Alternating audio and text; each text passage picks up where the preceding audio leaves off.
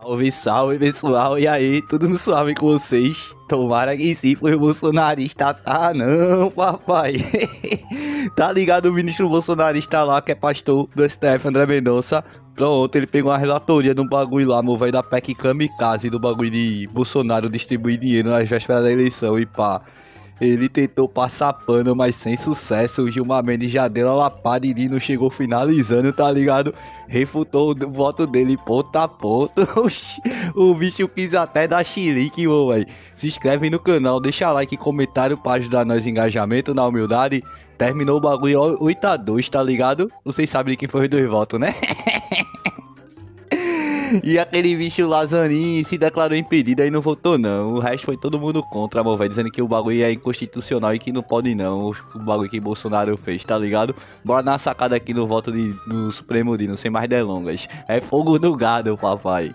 Apenas para arrumar as ideias, nesse momento temos duas posições e talvez uma terceira. A primeira do ministro André Mendonça, que considera que houve perda do objeto, portanto, extingue sem resolução do mérito. Posição do ministro Gilmar Mendes, que julga procedente, em parte, para declarar a inconstitucionalidade dos artigos 3º, 5º e 6º, e a cogitação feita pelo próprio relator de, sem prejuízo do reconhecimento da perda do objeto, considerarmos, diante da objetivização do processo funcional, a afirmação da tese que, em rigor, é proposta pelo ministro Gilmar Mendes, de que esse tipo de ingerência no processo eleitoral é inconstitucional. Portanto, acho que essas são as três ideias que estão na mesa. Pois não, ministro André? Agradeço, senhor presidente, agradeço também ao ministro Gilmar Mendes pelas valiosas e não só considerações, mas também pelas legítimas preocupações que acho que todos nós temos. Eu até, pensando mais recentemente, fui resgatar depois o voto e reestudar a matéria, algumas preocupações também em contrapartida, e trago isso não por nada, mas mais para a nossa reflexão. Eu tentei ficar imaginando, por exemplo, se o que aconteceu no Rio Grande do Sul tivesse acontecido num período eleitoral e nós nos deparássemos com uma situação assim de ter que fazer uma série de políticas públicas, também em âmbito federal, que se justificassem em função de um reconhecimento excepcional de um estado de emergência, vamos dizer assim. Por isso, a minha proposta foi tentar não chegar a avançar como o ministro Gilmar apontou, mas talvez estabelecermos alguns parâmetros sem necessariamente julgarmos a matéria estabelecendo teses no seu corpo de definição do julgado. A resposta à objeção de Vossa Excelência também lidou com bastante tranquilidade. Nós passamos pela pandemia e lançamos mão do crédito extraordinário. Não precisamos necessariamente de emenda constitucional, porque isso já está previsto na Constituição. Haveria resposta para o caso do Rio Grande do Sul nesses termos. E ninguém duvidaria, ministro Gilmar, ministro André, do impacto que isso teve sobre o processo eleitoral. Sim. E é precisamente o que a Constituição deseja evitar. É claro que a emergência, ali houve um fundamento dúplice, digamos assim, uma emergência pandêmica que existia de fato e um interesse eleitoral que existia de fato. Ali houve uma combinação das duas coisas. E por isso me pareceu bem debatermos em plenário essa questão, não pelo passado, mas sobretudo pelo futuro. Ministro Flávio Dino. Senhor presidente, eu quero saudar Vossa Excelência, os ilustres pares, dizer da minha alegria que possamos retornar aqui na plenitude do trabalho e cumprimentar a Procuradoria-Geral da República. Farei um voto em itens para explicitar bem a linha que adoto. Em primeiro lugar, considero enfaticamente que não há perda do objeto, por duas razões. Uma, declinada pelo eminente decano. Se nós reconhecermos que há perda do objeto, nós estaremos permitindo a perpetração de uma fraude à jurisdição do Supremo. E isso é muito grave, na medida em que bastaria votar uma PEC nas proximidades da eleição, efeito de 3 meses, perde o objeto. A segunda razão, desculpe, ainda nesta primeira razão, lembro que há jurisprudência no Supremo, tal como informado pelo decano, e acrescento, inclusive sobre legislação de caráter temporário. Ou seja, o fato de ser lei de caráter temporário não é empecilho à continuidade do julgamento. Entre tantos precedentes, mais uma vez homenageando, como sempre faço, a minha ilustre antecessora, a ministra Rosa Weber, na DI 5598. Ela enfrenta especificamente a problemática das leis temporárias e considera que não há perda do objeto, atendido esses requisitos de impugnação a tempo e modo, incluído o feito em pauta, presente a possibilidade de reflexo da normativa em curso. E, em segundo lugar, para justificar a ausência de perda de objeto, lembro que há relações jurídicas pendentes ainda nessa temática, uma vez que as contas do presidente da República de 2022 ainda não foram apreciadas pelo Congresso Nacional. E há um apontamento no Ministério Público do TCU especificamente sobre esse item. Ou seja, o Congresso Nacional, claro que julgará quando considerar cabível, mas ainda não julgou as contas de 2022. E o Ministério Público, junto ao TCU, aponta expressamente a atipicidade disto tudo. Quando disse a doutora Maria Cristina, que proferiu o parecer. Ela diz, para materializar os gastos, a PEC Kamikaze criou questionável estado de emergência, figura jurídica estranha à lógica da Constituição Federal de 88. Diante disso, a emenda dispôs que as despesas seriam custeadas, além de afastar balizas fiscais, teto de gastos, etc. Então, há uma relação jurídica, pelo menos esta, e há outras tantas, uma vez que houve auditorias do Tribunal de Contas da União e da própria Controladoria Geral da União a apontar impropriedades na execução desta emenda. Então, nós temos, sim, relações jurídicas existentes para as quais o pronunciamento do Supremo é muito bem-vindo, até para que tais controvérsias sejam dirimidas. Então, senhor presidente, o primeiro item eu afasto a perda de objeto. Quanto ao mérito, igualdade de chances é um direito fundamental. Esse Supremo, sob a voz do eminente ministro Dias Toffoli, na ADI 7178, citando o ministro Gilmar, assentou que a igualdade de chances na eleição, o equilíbrio do pleito eleitoral é um autêntico direito fundamental, disse o Supremo. Nós já tivemos a ministra Carmen, que, para nossa honra, preside o TSE, e já por lá passou, e outros tantos lembram das dezenas, quiçá centenas de cassações que já houve de prefeitos por terem criado benefícios e programas em ano da eleição. Eu creio que é quase de manual no Tribunal Superior Eleitoral. Tenho a crença que são centenas, aí digo, quiçá milhares de casos. Então, nós estamos diante de uma situação em relação à qual há jurisprudência no sentido de que isso bula um direito fundamental atinente à igualdade de chances ou equilíbrio do processo eleitoral. O fato de ser uma PEC, como disse o nosso decano, a princípio me impressiona fortemente por conta do princípio da autocontenção, mas não é, evidentemente, um empecilho intransponível, uma vez que nós temos, sob a palavra autorizada do nosso eminente presidente, ministro Barroso, a figura do constitucionalismo abusivo. O ministro Barroso,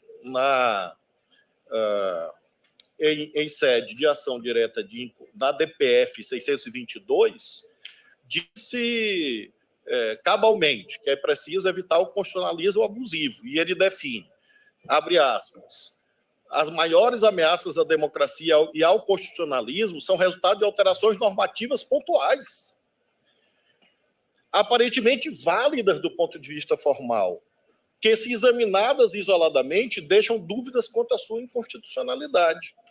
Porém, em seu conjunto, disse o nosso ilustre presidente, expressa a adoção de medidas que vão progressivamente corroendo a tutela de direitos e o regime democrático.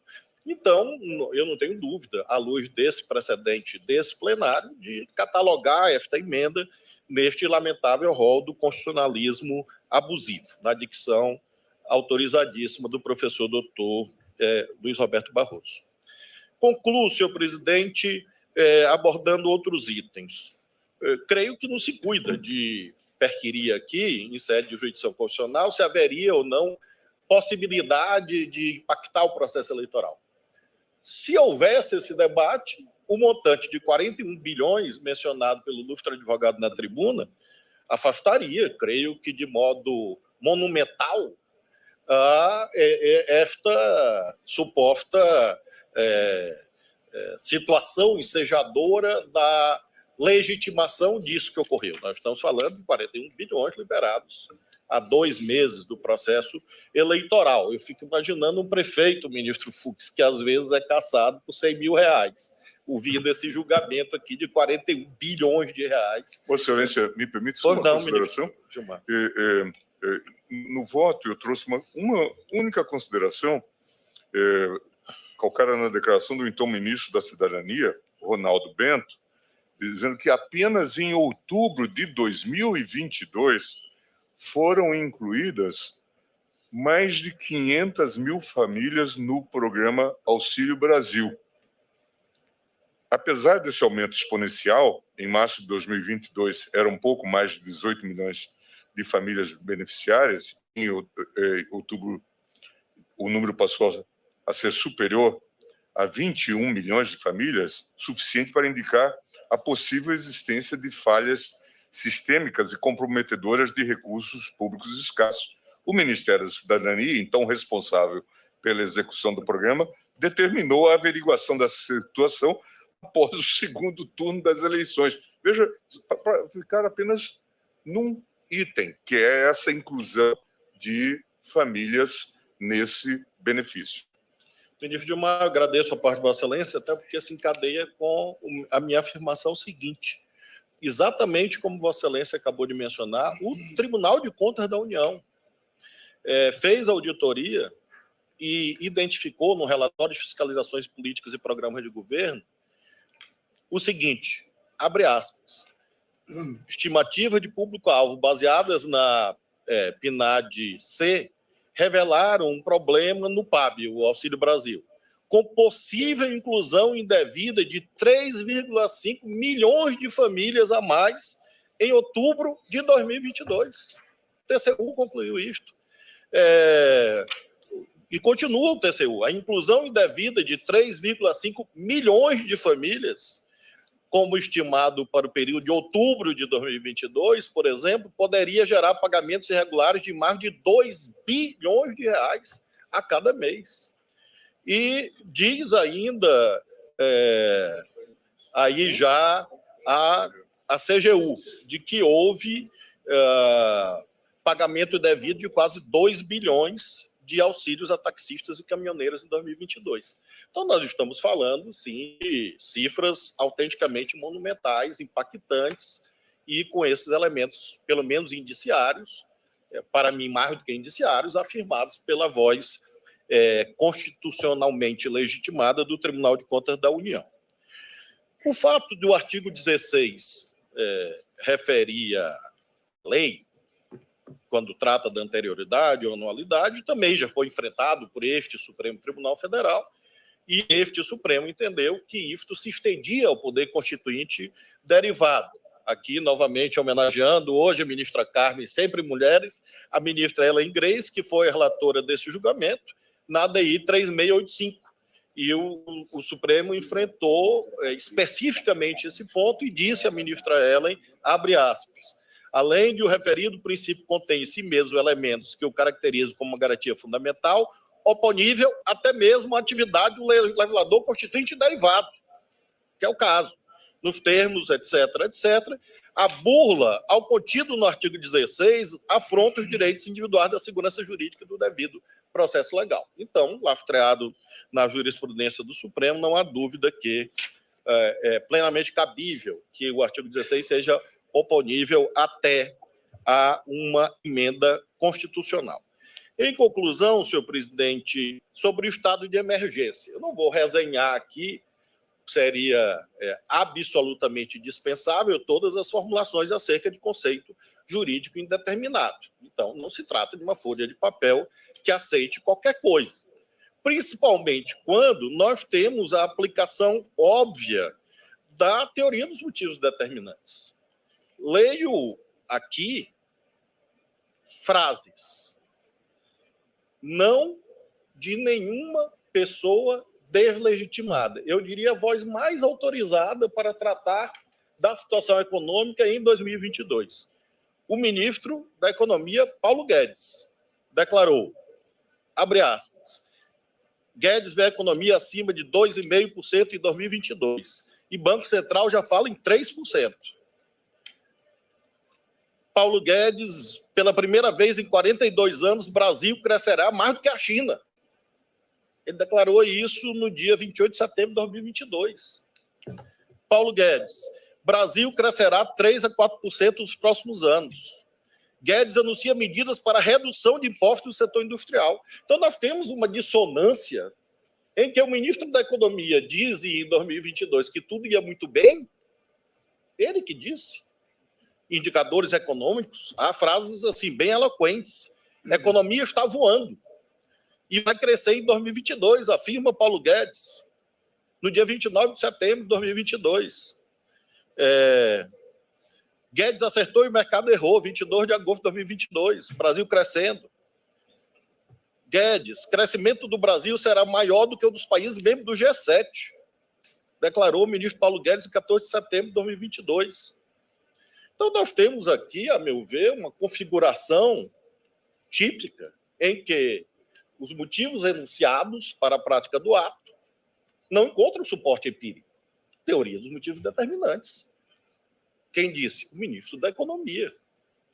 Então, acho que houve um arranjo indevido, lamentável, em torno desse conceito do estado de emergência que não encontrava suporte prático, no sentido de similitude com calamidade pública, ou algo similar. Por isso que, com todas as vênias ao ilustríssimo e querido, estimado ministro André Mendonça, não vejo qualquer simetria com a situação do Rio Grande do Sul, que tem uma objetividade bem eloquente. Não fiz a questão do Rio Grande do Sul em relação ao caso concreto. Sim. Fiz a relação em questão a pensamento no futuro em períodos similares de processo eleitoral. Não... Compreendo. Mas, de fato, creio que são, como Vossa Excelência acabou de dizer, inclusive, são coisas bem diferentes. E afirmo o que não quer é que uma coisa prejudique a outra. Pois não, claro. O fato de ser votado no Congresso Nacional, eu diria, ministro Fachin, que é quase a figura do Código Civil da coação, do 151 do Código Civil. Porque qual parlamentar candidato 2 meses depois que vai votar contra auxílio taxista, auxílio caminhoneiro, auxílio emergencial? Eu diria que violaria quase um instinto de sobrevivência e de preservação, que é algo instintivo, um direito inato. Eu lembro que em 2022 eu era candidato naquela eleição e, portanto, não era congressista, mas lembro desse debate político. Portanto, não trago aqui um elemento extrajurídico, eu trago um elemento para dizer que o fato do Congresso ter aprovado, nessas condições, talvez até reforce o argumento de que a PEC é ilegítima. E, claro, evidentemente, o Congresso aprovar é pré-condição para que o Supremo conheça da ação, então não constitui um obstáculo. E aí concluo sugerindo que, na linha do que o ministro Gilmar propugnou, haja essa modulação, não haja pronúncia de nulidade, porque há os beneficiários, não haja devolução, não haja restituição, salvo as situações em que haja identificação de improbidade, a face das auditorias, enfim, mas não em decorrência da decisão do Supremo. Considero e proponho que haja comunicação, uma vez, obviamente, vencedora a tese da declaração da inconstitucionalidade, à Procuradoria-Geral da República, ao Tribunal de Contas da União e ao TSE para, eventualmente, promoção de responsabilidade, se for o caso, TCU, PGR, TSE. Porque eu não sei os processos que lá tramitam, mas pode ser que tenha alguma interface. E proponho a tese de dobrada em 2 itens. O primeiro, que é uma reiteração de jurisprudência, na verdade, do Supremo. O princípio da anualidade eleitoral previsto no artigo 16 da Constituição aplica-se a qualquer alteração normativa, ainda que originada de emenda constitucional. O Supremo já decidiu isso e propõe que haja essa reiteração. E 2, o artigo 73, parágrafo 10 da Lei 9.504/97 não pode ser burlado mediante a aprovação de emendas constitucionais que configuram o constitucionalismo abusivo, nessa feliz síntese feita pelo eminente presidente. Pode repetir de modo, a lei, por favor? Eu vou entregar para Vossa Excelência, presidente, eu acho que talvez seja mais fácil. Mas a lei é? 9.504 de 97. Não pode ser burlado mediante a aprovação de emendas que configuram o constitucionalismo abusivo, que é esse desvio de finalidade que Vossa Excelência definiu no precedente a que fiz alusão. De modo que nós tenhamos aqui pouco a dimensão punitiva, não se cuida disso realmente. Creio que esses fatos próprios da política, às vezes, se resolvem na política, ou perante o Tribunal da História, ou perante outras instâncias. Mas se trata, sobretudo, de um pronunciamento enfático do Supremo de dimensão profilática, porque imaginemos o efeito sistêmico disso em 5.568 câmaras municipais, caso não haja um pronunciamento enfático dizendo que esta bula é inaceitável. Ou então nós teremos uma desigualdade insuportável. O presidente da República, qualquer que seja ele, tudo pode. E o prefeito do pequeno município vai ser cassado. E isso, obviamente, não é compatível com essa dimensão inafastável do Supremo de guardião da Constituição, de modo que eu voto afastando a preliminar e no mérito, nos termos enunciados, como voto, senhor presidente. Muito obrigado, ministro Flávio Dino, que acompanha, portanto, a divergência do ministro Gilmar Mendes. Eita, amor, velho.